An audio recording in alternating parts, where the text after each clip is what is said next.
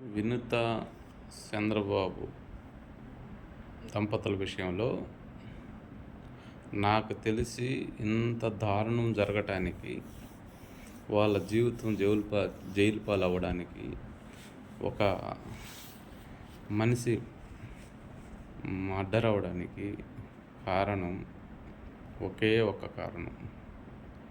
వాళ్ళు ఇద్దరు మంచితనం.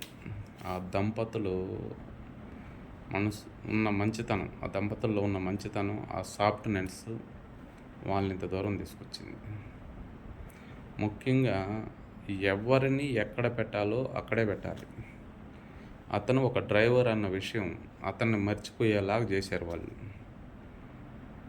ఒక పర్సనల్ మనిషిగా, అంటే వీడియోస్ తీయటం కానీ, పిఏగా పెట్టుకోవడం కానీ, మరీ నెత్తి మీద ఎక్కించుకోవడం కానీ, అదంతా వాళ్ళ మంచితనం. దాన్ని ఇతను అపోజిషన్ వాళ్ళతో కలిసి దాన్ని క్యాష్ చేసుకున్నాడంటే,